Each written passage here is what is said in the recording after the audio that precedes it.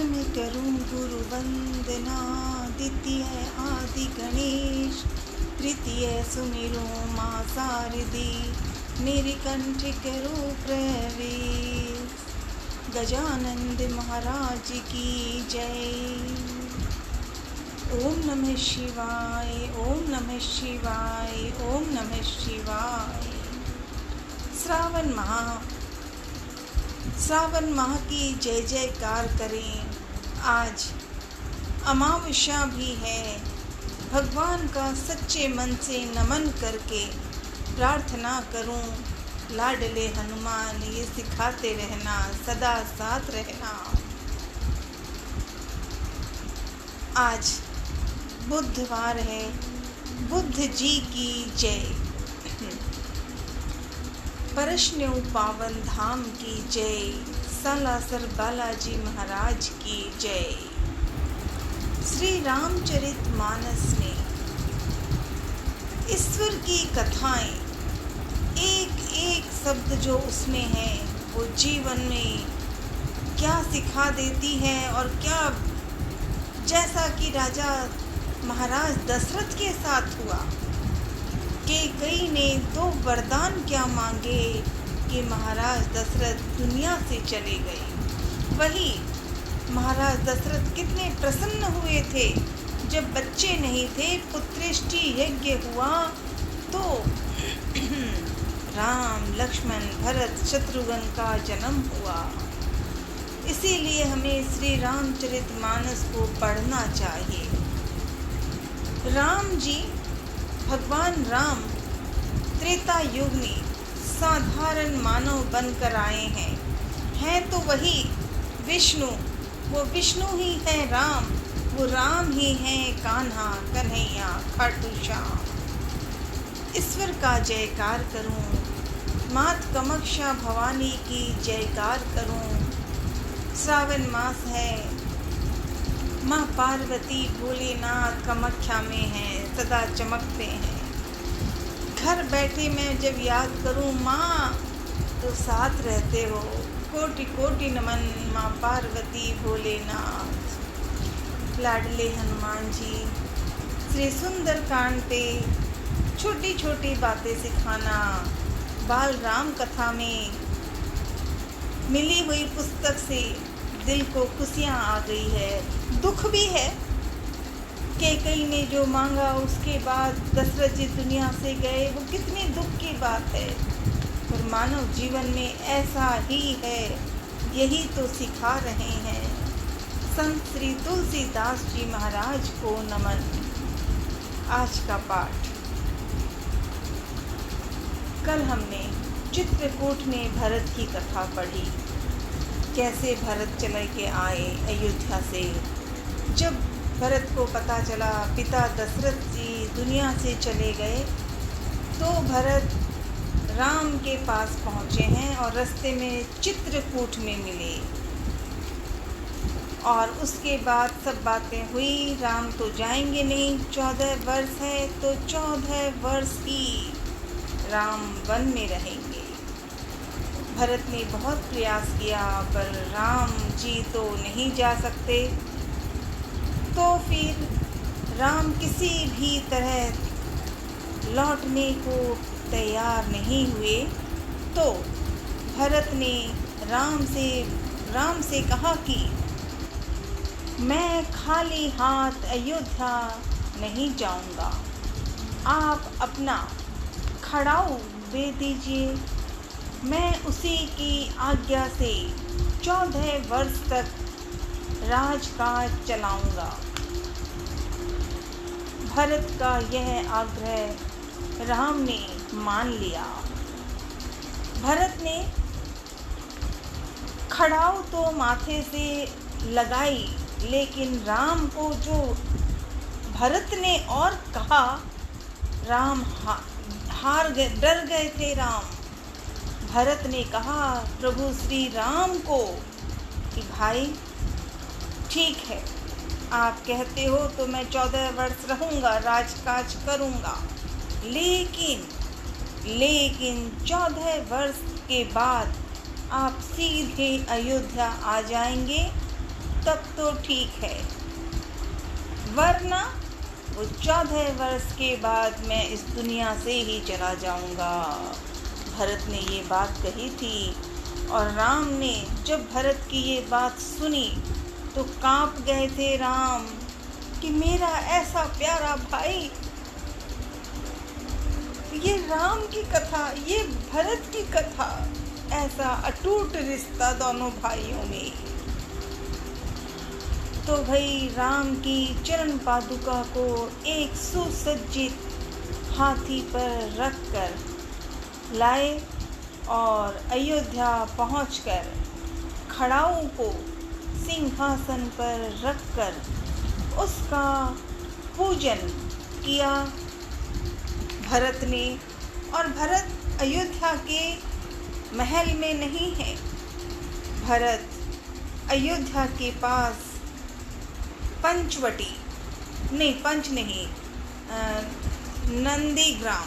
नंदीग्राम में भरत ने नंदीग्राम में रहना शुरू किया।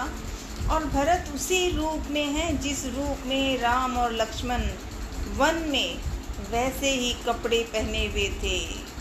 ये भरत है, ये राम है, ये दशरथ के चारों जो पुत्र हैं, सुपुत्र है, इनकी कथा एक परिवार में कैसा रिश्ता होना चाहिए वो ये चारों भाई सिखा देते हैं। एक बार श्री रामचरितमानस पे 2 वाक्य पढ़ें, मन में याद करें, जीवन का रास्ता, पारिवारिक जीवन, उसके बारे में रामायण बता देती है, सब कुछ समझा देती है।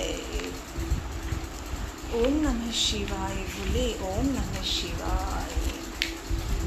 सच्चे अर्थ में भरत बहुत बड़े त्यागी थे। उन्होंने त्याग की उपमा किसी से नहीं की जा सकती, ऐसी कथा भरत की। भरत को अयोध्या के राज्य के प्रति तनिक भी लोभ नहीं था। वे तो राज सिंहासन का सच्चा अधिकारी, राम की जो आज्ञा मिले भरत को बस वही करना है। ये भरत की गाथा है। अब भरत और अयोध्यावासी के सभी लौट कर चले गए अयोध्या में। भरत अपनी सेना और नगरवासियों के साथ अयोध्या लौट चुके। इधर राम पर्णकुटी के बाहर अकेले कुछ विचारों में खोए हुए एक शिला पर बैठे थे। चित्रकूट अयोध्या से केवल 4 दिनों की दूरी पर ही है। लोगों का आना जाना लगातार लगा रहता था। इसीलिए अब राम चित्रकूट से दूर जाना चाहते थे।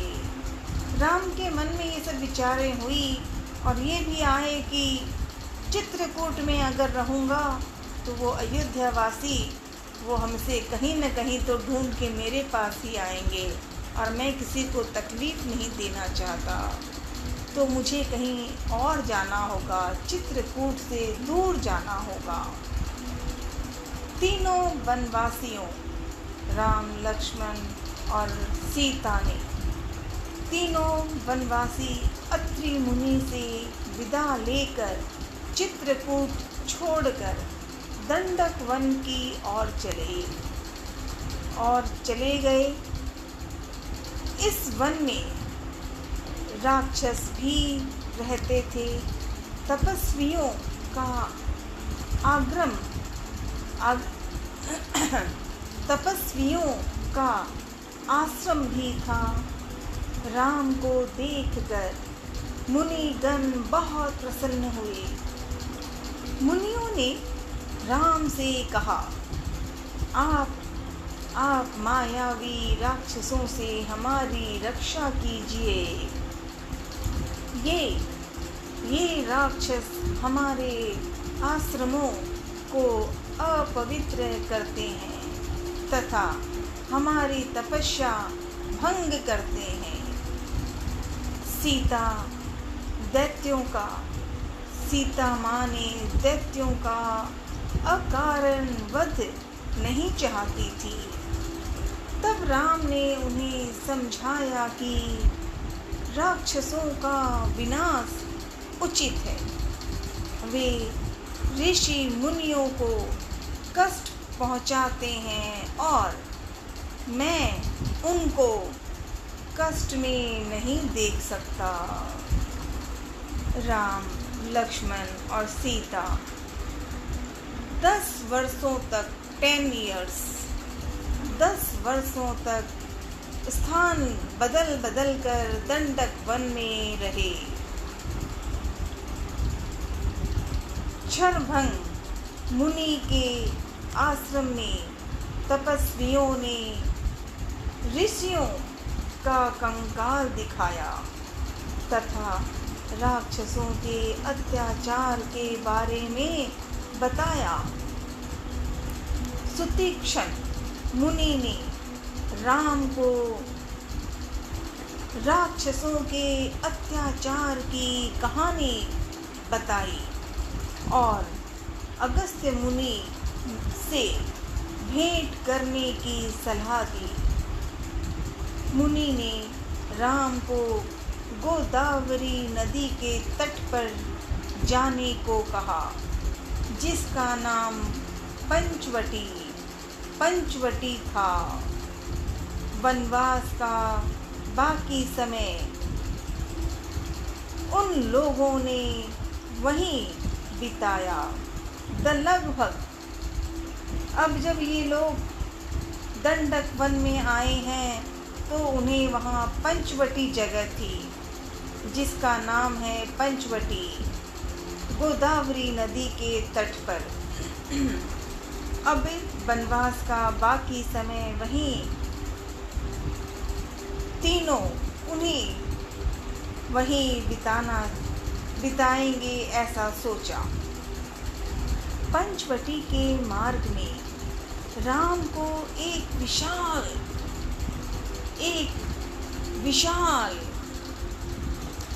वही पंचवटी के मार्ग में राम को एक विशाल गिद्ध जटायु मिला, जिसे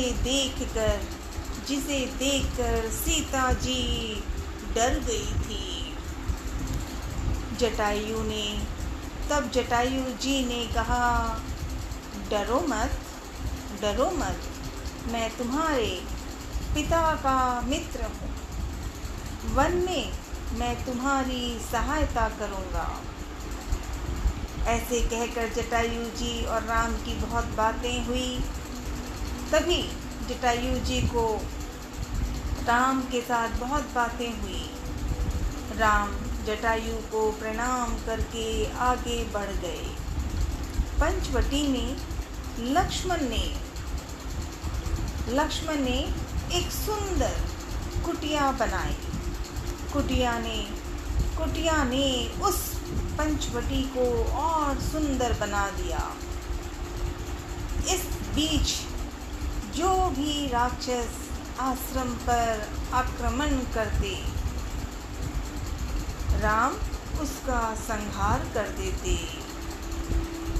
वन से लगभग सभी राक्षसों का अंत हो गया। तपस्वी शांति से तप करने लगे। एक दिन राम, लक्ष्मण और सीता कुटी के बाहर बैठकर प्राकृतिक सौंदर्य को देख रहे थे। तभी लंका के राजा रावण की बहन शूर्पणखा वहाँ आई। वह राम को देखकर उन पर मोहित हो गई। वह सुंदर स्त्री का रूप धारण कर राम से बोली, मैं आपसे विवाह करना चाहती हूँ। शूर्पणखा ने ऐसा कहा तो राम जी ने मुस्कुरा कर कहा, मैं विवाहित हूँ, ये मेरी पत्नी है, पति पत्नी हम।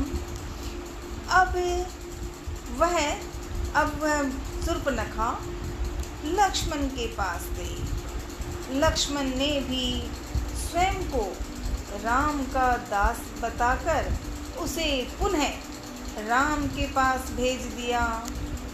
वह कभी राम के पास जाती तो कभी लक्ष्मण के पास। दोनों भाई इसे खेल समझकर आनंदित हो रहे थे। वे आनंदित हो रहे थे कि वह क्रोध में, जब वो राम और लक्ष्मण ऐसा कह रहे थे, हालांकि राम और लक्ष्मण का कोई गलत विचार नहीं था। उस शूर्पणखा ने आकर विवाह करने की बात कही तो अपनी बात कही। राम ने कहा, मैं शादी किया हुआ हूँ, मेरा विवाह हो चुका, मेरी पत्नी मेरे पास है। अब लक्ष्मण को कहते हैं तो लक्ष्मण ने कहा, मैं तो दास हूँ, जो राम जी कहे मैं तो वो काम करता हूँ। ऐसी बातें थी और शूर्पणखा तो बुरी तरीके से क्रोध में आ गई। क्रोध में आकर सीता पर झपटी। शूर्पणखा ने सीता पर प्रहार करना चाहा। तभी लक्ष्मण ने तुरंत तलवार निकाली और उसके नाक कान काट डाले। ये लक्ष्मण खून से लथपथ शूर्पणखा रोती हुई अपने सौतेले भाई खरदूषण के पास पहुंची। शूर्पणखा की दशा देखकर खरदूषण ने क्रोध में 14 राक्षसों को भेजा। राम जानते थे कि राक्षस बदला लेने जरूर आएंगे, अतः उन्होंने लक्ष्मण के साथ सीता को सुरक्षित स्थान पर भेज दिया। राक्षस राम के सामने नहीं टिक सके। वह फिर रोती बिलखती खरदूषण के पास पहुंची। खरदूषण राम से युद्ध करने चल पड़े। घमासान युद्ध हुआ। अंत में राम की विजय हुई। वे जान बचाकर वहां से भागे। तब यह खबर अकम्पन नामक राक्षस ने रावण को जाकर सुनाई। उसने बताया कि राम कुशल योद्धा हैं, उन्हें कोई नहीं मार सकता। उनको हराने का एक ही उपाय है, सीता का अपहरण।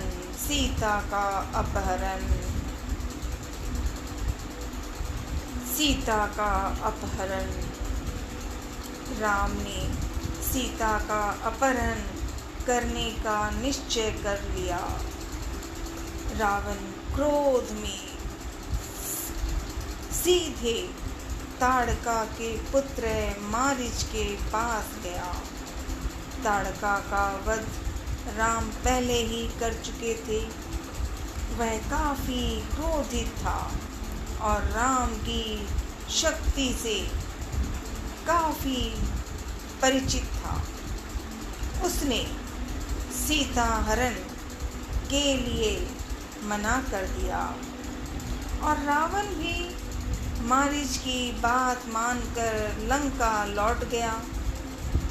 थोड़ी ही देर में रावण की बहन शूर्पणखा फिर आ गई। और शूर्पणखा रोती चिल्लाती राम के पास गई और सारी घटना बताई। वह रावण को धिक्कारते हुए बोली, आप महाबली हैं, आपके रहते मेरी यह दुर्गति हुई है। उसने रावण को राम लक्ष्मण के अत्यंत बलशाली होने और सीता को अति सुंदरी बताया। उसने कहा कि शूर्पणखा ने कहा कि मैं सीता को आपके लिए लाना चाहती थी, जिससे क्रोधित हो लक्ष्मण ने मेरी नाक काट डाली। शूर्पणखा कह रही है रावण को, और रावण को आगे लाकर, क्योंकि वो राम और लक्ष्मण से विवाह की बात कर रही थी शूर्पणखा। जब कुछ नहीं हुआ तो शूर्पणखा अलग अलग विचारों का प्रयोग करती है और रावण को कहती है कि मैं आपके लिए एक ऐसी स्त्री को लाना चाह रही थी जो बहुत सुंदर थी, सुंदरी है वो, मैं उसी को आपके पास लाना चाहती थी, शूर्पणखा ने कहा। तो रावण फिर मारीच के पास गया। इस बार भी उसने सीता का हरण करने से मना किया, किंतु इस बार रावण नहीं माना।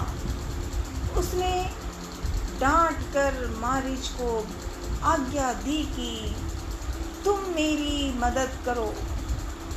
रावण ने मारीच को धमकी दी कि वहाँ जाने पर हो सकता है कि राम तुम्हें न मारे, किंतु वहाँ न जाने पर मैं तुम्हें अवश्य मार दूंगा। जब रावण ने ऐसा कहा तो विवश होकर मारीच को रावण के पास रावण की बात माननी पड़ी। रथ पर बैठकर मारीच और रावण पंचवटी पहुँचे। पंचवटी कुटिया के पास पहुंचकर मायावी मारीच सोने के हिरण का रूप धारण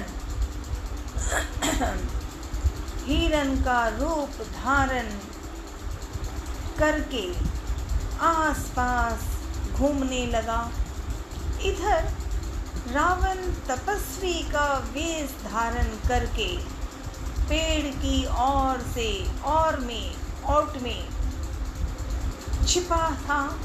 रावण ने रूप भी बदल लिया, तपस्वी बन गया, साधु बन गया दिखावे के लिए, और रावण छुपा हुआ था। मारीच हिरण बनकर आने वाला है, तो दोनों तैयार हो गए। कुटिया के पास पहुंचकर मायावी राक्षस मारीच ने सोने के हिरण का रूप धारण करके आसपास घूमने लगा। इधर राम तपस्वी का वेश धारण करके पेड़ की ओट में छिपा था।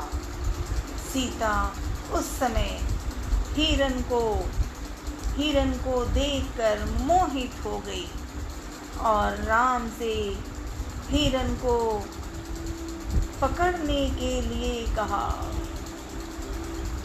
राम को हिरण पर संदेह था, जिससे लक्ष्मण भी सहमत थे, क्योंकि उन्हें लग रहा था सोने का हिरण तो नहीं है। पर सीता माँ का मन तो खाली यही आया अभी मन में। सीता तो मोहित हो गई थी कि ये सोने का हिरण। लेकिन दोनों भाई अपनी बात कह रहे थे, राम और लक्ष्मण। उधर वे सोचने लगे कि वन में सोने का हिरन कहाँ से आएगा। राम ने सोचा कि सीता ने आज तक वन में प्रवास के दौरान कभी कुछ नहीं मांगा। उनकी ये इच्छा अवश्य पूरी करनी चाहिए। और वे सीता के आग्रह पर हिरन के पीछे चले गए। कुटी से निकलते समय राम ने लक्ष्मण से कहा कि तुम सीता की रक्षा करना, मेरे लौटने तक तुम यहीं पर रहना, सीता को अकेला मत छोड़ना। लक्ष्मण ने सिर झुकाकर उनकी आज्ञा स्वीकार कर ली।